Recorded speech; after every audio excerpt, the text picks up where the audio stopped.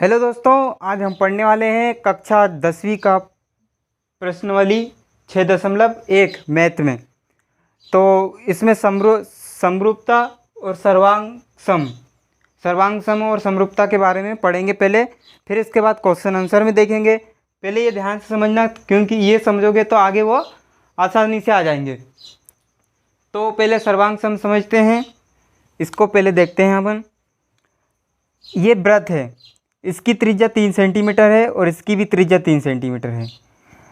ये क्या है, त्रिज्या इसकी भी और इसकी दोनों की क्या है, सेम। और ये आकार कैसा है, सेम। ये भी सर्कल है और ये भी सर्कल है, ये मतलब ये वृत्त है और ये भी वृत्त है, और इनकी त्रिज्या भी क्या है, समान। तो सर्वांग सम ये कहता है कि सर्वांग सम में ये कहते हैं कि कोई सा भी क्या, ये वृत्त ऐसे हो कि उनकी आकार भी समान हो और उनका माप भी समान हो, तो क्या कहलाएंगे, सर्वांग सम कहलाएंगे। मतलब उनके सभी अंग क्या होना चाहिए, समान। अगर इंसान के हाथ पैर सब कुछ होंगे तो वो क्या, इंसान ही कहलाएगा। ऐसे जीव जंतु बहुत सारे होते हैं पर इंसान नहीं कहलाते, इसीलिए ये क्या, सर्वांग सम में भी ये है कि इसका माप और इसका आकार क्या होना चाहिए, इसका और इसका दोनों का सेम होना, तभी ये सर्वांग सम कहलाएंगे। समरूपता में ऐसा नहीं होता है। समरूपता, जो सर्वांग सम होगा वो समरूपता तो होगा ही 100%, क्योंकि ये समरूपता में केवल आकार समान होना चाहिए, तो ये समरूपता तो है ही, पर ये क्या है, सर्वांग सम होना चाहिए। मतलब उसके सभी अंग समान होने चाहिए, सर्वांग सम इसलिए बोलते हैं। और ये क्या है, वर्ग है। ये इसका 5 सेंटीमीटर है और इसका 5 सेंटीमीटर है, तो ये क्या है, ये आकार में कैसे हैं, समान है। और इनकी माप कैसे है, ये 5 सेंटीमीटर ये भी है और ये भी 5 सेंटीमीटर, तो ये भी क्या कहलाएंगे, सर्वांग सम। मतलब जिसके सभी अंग समान हो वो क्या कहलाता है, सर्वांग सम। तो इससे आगे देखेंगे हम समरूपता में जो भी सर्वांग सम है वो समरूपता तो समरूप होगा ही, क्योंकि ये इसका रूप, जिसका रूप समान हो, दिखने में कैसा एक जैसा दिखे, उसे समरूप कहते हैं। जैसे ये सर्कल है, वृत्त है, ये एक ये वृत्त है बड़ा और एक ये छोटा और एक ये छोटा, तो कैसा है, ये दिखने में कैसे हैं, ये है तो वृत्ति, तो ये क्या होंगे, समरूप होंगे। पर इनकी क्या, ये 2 सेंटीमीटर है और ये 1 सेंटीमीटर है, ये 1 सेंटीमीटर इनकी क्या त्रिज्या है। त्रिज्या क्या है, इनके अमाप कैसे हैं, अलग अलग है, फिर भी ये क्या कहलाते हैं, ये क्या कहलाएंगे, समरूप, क्योंकि इनके आकार समान है। समरूप कहता है कि उनके आकार समान होने चाहिए, अमाप समान ना हो तो चलेगा, तो इसके आकार क्या है, समान। और ये अमाप क्या है, ये 2 सेंटीमीटर, ये 1 सेंटीमीटर और ये 1 सेंटीमीटर, तो इनकी त्रिज्या क्या है, कम है, इसकी ज़्यादा है, तो ये इनका माप कैसा है, अलग अलग है इनका। और ये 1 सेंटीमीटर और ये 1 सेंटीमीटर, तो ये दोनों क्या कहलाएंगे, सर्वांग सम कहलाएंगे। पर ये दोनों क्या, ये दोनों सर्वांग सम नहीं कहलाएंगे, क्या कहलाएंगे, समरूप। ये समरूप तो कहलाएंगे ही और सर्वांग सम भी कहलाएंगे। और इस प्रकार से ये क्या होता है, समरूप। मतलब समरूप में याद रखना कि जो भी समान रूप में दिखाए, समान रूप, वर्ग होगा, ये वर्ग से ले लेते हैं हम, ये वर्ग है,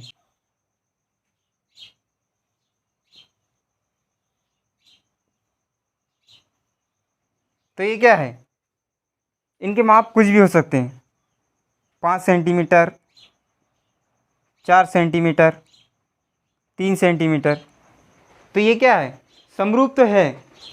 क्यों है समरूप, क्योंकि इनके आकार कैसे हैं, समान है। ये क्या है, वर्ग हैं।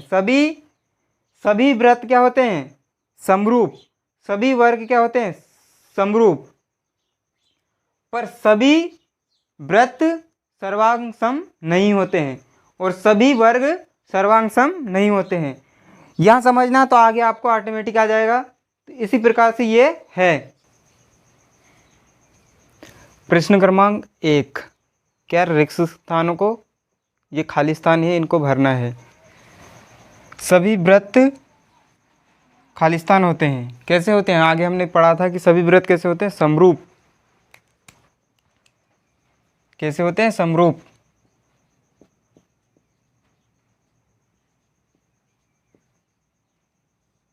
सभी वृत्त कैसे होते हैं? समरूप। सभी वर्ग खालिस्तान होते हैं। सभी वर्ग क्या होते हैं? समरूप।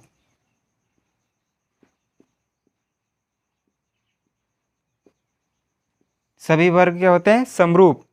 सभी खालिस्तान त्रिभुज समरूप होते हैं। कौन से त्रिभुज समरूप होते हैं? समबाहु।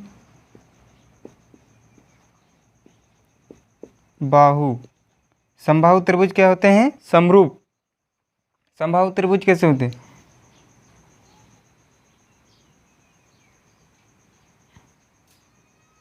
नाइन्टी कोण है, ये भी बराबर है और ये भी बराबर है। इनका कोण क्या होना चाहिए? समान। ये डबल बी और ये भी 90 है। कोण समान है और उनकी संगत भुजा क्या होना चाहिए? अनुपात क्या होना चाहिए? समान होना चाहिए। जैसे ये 9, 3, 15, 5, 4, 12, इनके अनुपात क्या हो गए? 9 में 3, 3 एकम 3, 3 तर्क 9, 3 आ गया। 15, 5, 15 और 5, 5 एकम 5, 5 तिया 15। तो ये क्या हो रहा है? अनुपात क्या आ रहा है? 12 समान आ रहा। 3, इसमें भी 3, इसमें भी 3 और इसमें भी 4 तिया 12, 3 आएगा। तो समबाहु त्रिभुज समरूप होते हैं, समद्विबाहु नहीं। भुजाओं की समान संख्या वाले बहुभुज समरूप होते हैं। क्या? भुजाओं की समान संख्या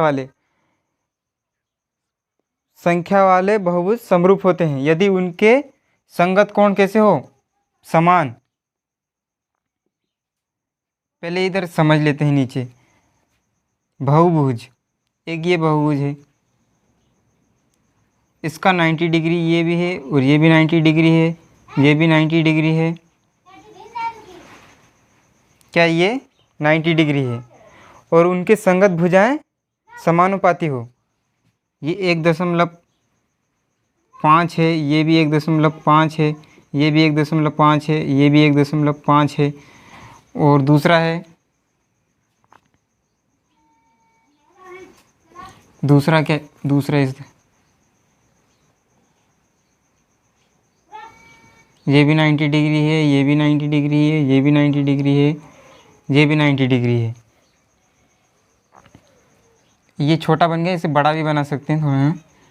तो ये 3 सेंटीमीटर है, ये भी 3 सेंटीमीटर है, ये भी 3 सेंटीमीटर है, ये भी 3 सेंटीमीटर है।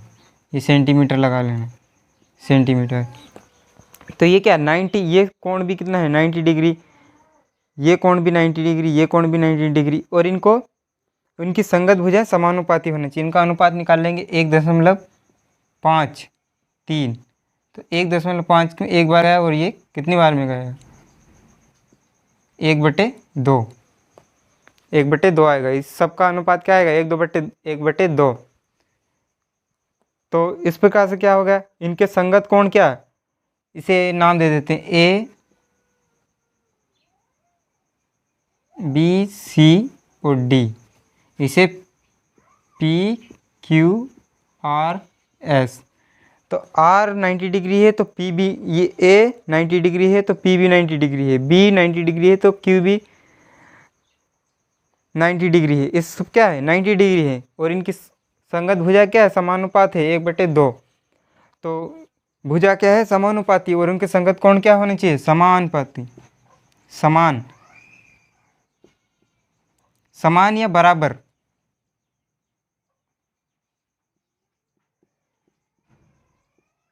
कैसे होना चाहिए? बराबर। उनके संगत कोण बराबर होने चाहिए और उनकी संगत भुजा का समान अनुपात में होना चाहिए। समान अनुपात में है। क्या होना चाहिए? भुजाएं समानुपाती।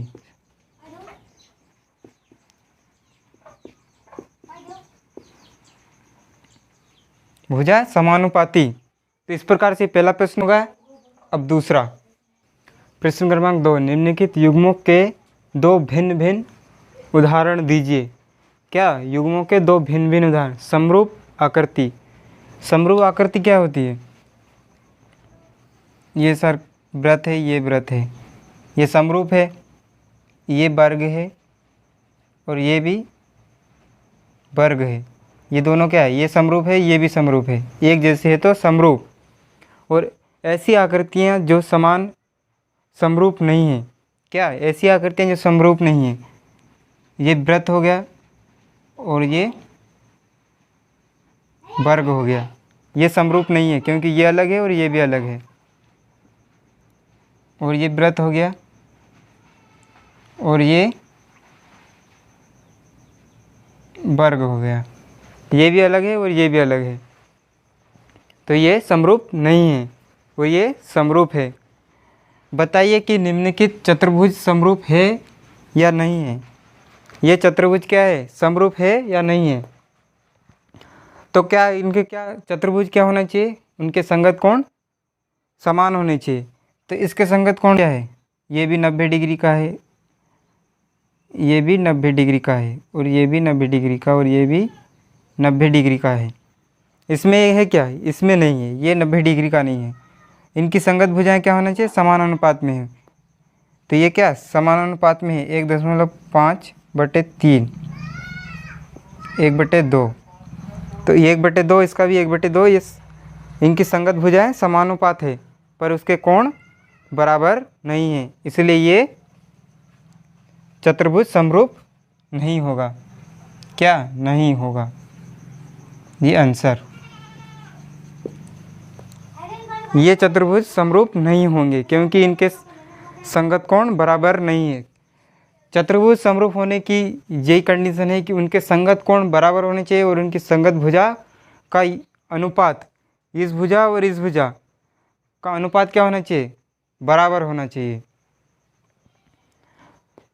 पर इसमें भुजा का अनुपात तो बराबर है, 1/2 सब का है, पर उसका संगत कोण बराबर नहीं है। इसी प्रकार से ये प्रश्नावली 6.1 खत्म होती है।